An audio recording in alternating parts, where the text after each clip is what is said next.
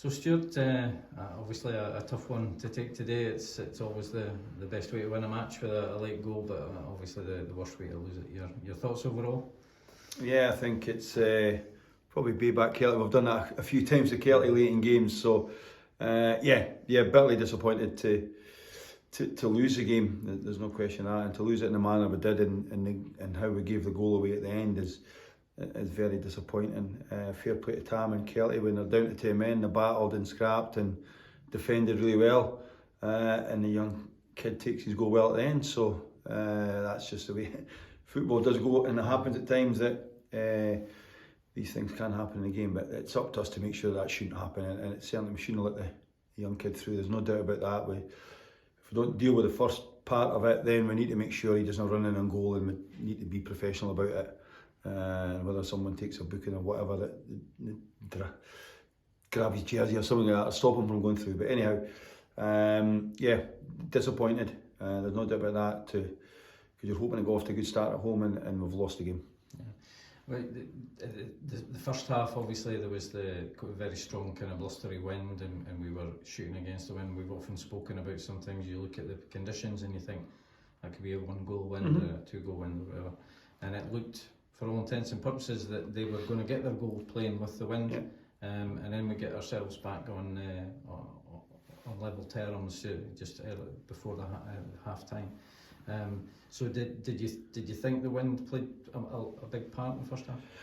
I think you're right. I think if you'd went and 1-0 down, you wouldn't have been overly disappointed with the wind blowing, because it was strong blowing down the pitch. And again, from our perspective, they get in far too easy. A long ball over the top and they get in, and he does well and takes his goal well. And I thought our reaction was good to that.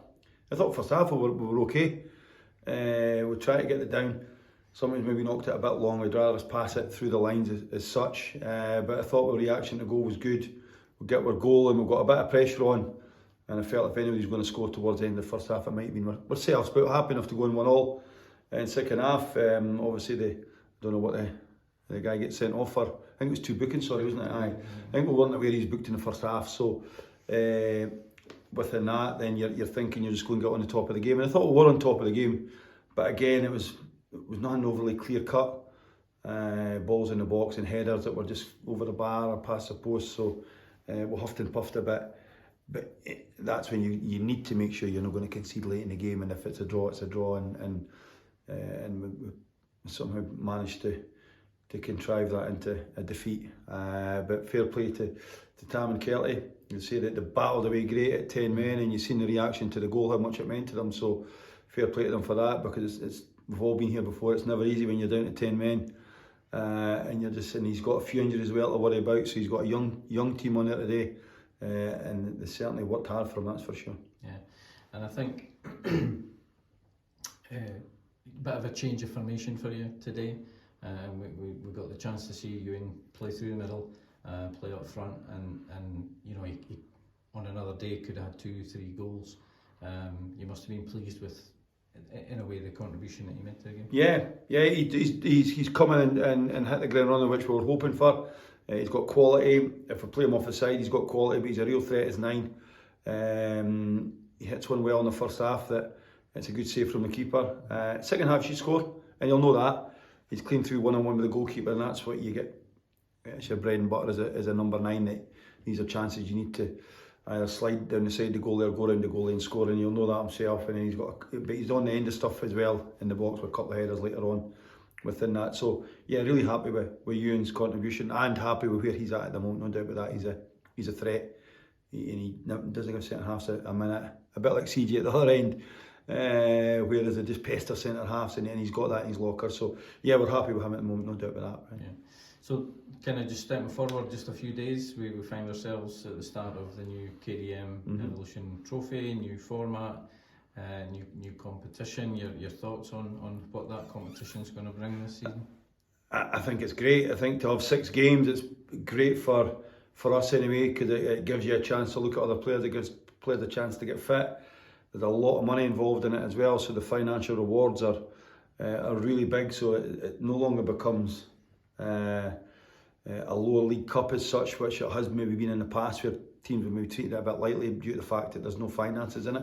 There's a hell of a lot of money at stake, and we want to make sure that we do as well as we can for the club. So we'll be playing basically as strong a team as we can every single week, or every single game. I think it's every fortnight just now, isn't it? I think there's 1 and 2 weeks time after Tuesday. So, but Tuesday will be a chance for guys to come in as well and stake a claim for the game up at Cove, because we've lost the game today. So obviously there'll be places up for grabs. There's no question of that come the Cove game next Saturday. And as part of that competition, we obviously we face 3 Cole teams or B teams.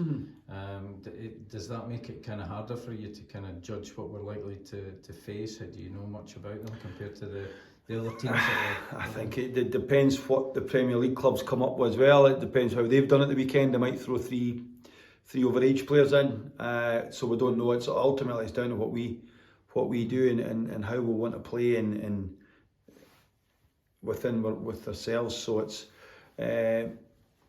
they're a bit of an unknown, the B teams, but ultimately you can only control what you can control. And it's obviously what we can do on the pitch. And today, it's almost let ourselves down. So we'll be certainly looking to rectify that on Tuesday night, and it'll give others an opportunity to come in and stake a claim, because there are people in and around the squad have done fine. So always on the back of, I guess, a defeat for any manager and any team.